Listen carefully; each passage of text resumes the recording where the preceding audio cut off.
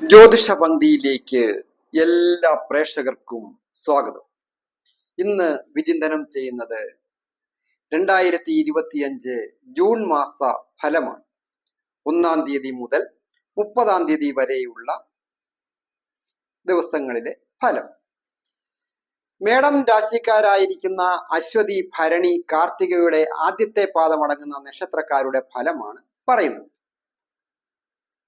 പ്രധാനമായ ഗ്രഹങ്ങളുടെ സ്ഥിതി അനുസരിച്ച് നോക്കുമ്പോൾ മിഥുനം രാശിയിൽ വ്യാഴവും, ചിങ്ങം രാശിയിൽ കേതുവും, രാഹു കുംഭം രാശിയിലും ശനി മീനത്തിലും സ്ഥിതി ചെയ്യും. മറ്റ് ഗ്രഹങ്ങളായ ശുക്രന്റെയും ആദിത്യന്റെയും ബുധന്റെയും ചൊവ്വായുടെയും സ്ഥിതി കൂടി നോക്കി ചന്ദ്രൻ പക്ഷ ബലം കുറഞ്ഞും കൂടിയും സഞ്ചരിക്കും. അങ്ങനെയുള്ള ചന്ദ്രന്റെ സ്ഥിതിയും ഒക്കെ വെച്ചുകൊണ്ട് ഓരോ നക്ഷത്രക്കാരുടെയും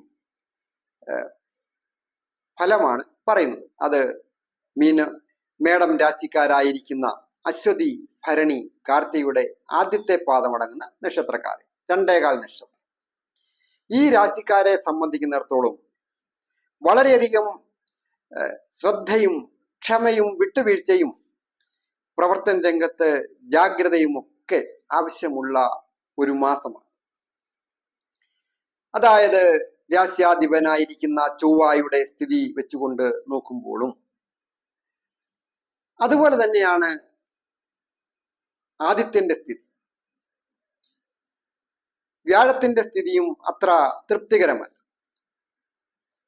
വ്യാഴം ഭാഗ്യാധിപൻ കൂടിയാണല്ലോ തൃപ്തികരമല്ലാത്ത രീതിയിൽ സ്ഥിതി ചെയ്യുന്നത്. എന്നിരുന്നാലും ആ തൊഴിൽ സ്ഥാനാധിപന്റെയും ഒക്കെ സ്ഥിതി വെച്ച് നോക്കുമ്പോൾ കുറച്ചൊക്കെ പുരോഗതി വന്നു ചേരുവാനായിട്ട് സാധിക്കുന്ന സമയവുമാണ്. അതായത് ഏറ്റവും ശ്രദ്ധിക്കേണ്ട കാര്യം ആരോഗ്യ കാര്യങ്ങളാണ്. ആരോഗ്യം എന്ന് പറയുമ്പോൾ ചെയ്യാവുന്ന ജോലികളെ ചെയ്യാവൂ. എന്തെങ്കിലുമൊക്കെ ജോലികൾ ചെയ്യുകയും വേണം. വെറുതെ ഇരുന്ന് സമയം കളയുവാൻ പാടില്ല. അതായത് ഏഴരശനിയൊക്കെ ആരംഭിച്ച് വന്നിട്ടുള്ള ഈ സമയത്ത് പൊതുവെ അലസത വന്ന് പെടുകയും ഓരോ കഷ്ടതകളും നഷ്ടങ്ങളും ഏറ്റുവാങ്ങുവാനായിട്ട് പുതിയ പുതിയ കാര്യങ്ങളിൽ, പ്രത്യേകിച്ച് ഏടാകൂടത്തിൽ ചെന്ന് ഇടപെടുന്നതിന് സൂചനയുള്ള ഒരു സമയമാണ്. ആദ്യം തോന്നുകയില്ല, അധ്യാത്മ രാമായണത്തിലൊക്കെ പറയുന്നത് പോലെ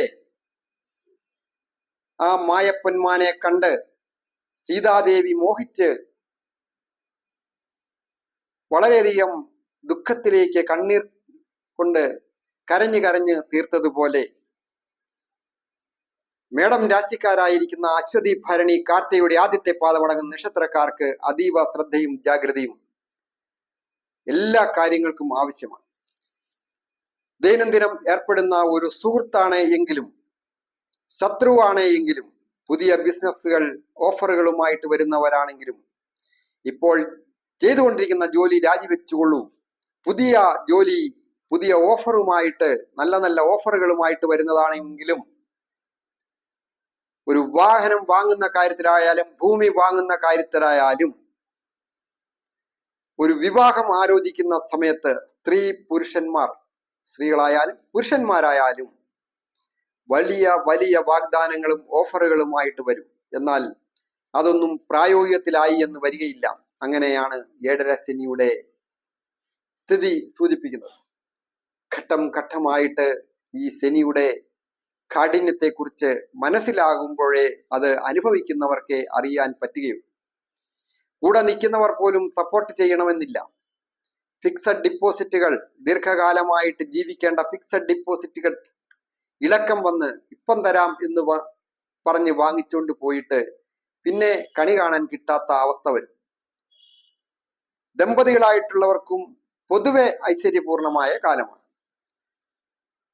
ഏജ് ഓവറായിട്ട് നിൽക്കുന്ന യുവതി യുവാക്കൾക്ക് ഒരു വിവാഹം വന്ന് വാക്കാകുന്നതിനൊക്കെ സൂചനയുണ്ട്. പുതിയ തൊഴിലിൽ പ്രവേശിക്കുവാനും അവസരങ്ങൾ വന്നു ചേരും. വേണ്ട രീതിയിൽ ആലോചിക്കണം. മാതാപിതാക്കളുമായിട്ടും നല്ല സുഹൃത്തുക്കളുമായിട്ടും നല്ല ഗുരുക്കന്മാരുമായിട്ടും ആലോചിക്കുക. 100 നിർദ്ദേശങ്ങൾ തരുവാൻ പണ്ഡിതരും വലിയ വലിയ വിദ്യാസമ്പന്നരും ഒക്കെ ഉള്ള കാലമാണ്. എന്നിരുന്നാലും അത് സ്വീകരിക്കും മുമ്പ് ആലോചിച്ച് വേണം തീരുമാനം കൈക്കൊള്ളുവാനായിട്ട്. വിദ്യാർത്ഥികളായിരിക്കുന്നവർക്ക് ഏറ്റവും പ്രധാന കാര്യം വിദ്യാകാര്യത്തിനായിട്ട് തിരഞ്ഞെടുക്കുന്ന വിഷയം മാറിപ്പോവുക. അങ്ങനെ പലർക്കും സംഭവിക്കാറുണ്ട്. യഥാർത്ഥത്തിൽ അവർക്ക് പറ്റിയ വിഷയമായിരിക്കില്ല തിരഞ്ഞെടുക്കുന്നത്. ഒന്നുകിൽ കോഴ്സ് തോറ്റുപോകും. ഫസ്റ്റ് ക്ലാസ്സിൽ പാസ്സായാൽ തന്നെ ഒരു ജോലി അതുകൊണ്ട് നടന്നാൽ കിട്ടുകയില്ലാത്തതായിരിക്കും. അങ്ങനെയൊക്കെ ദുരിതങ്ങൾ നിരവധി അനവധിയാണ്.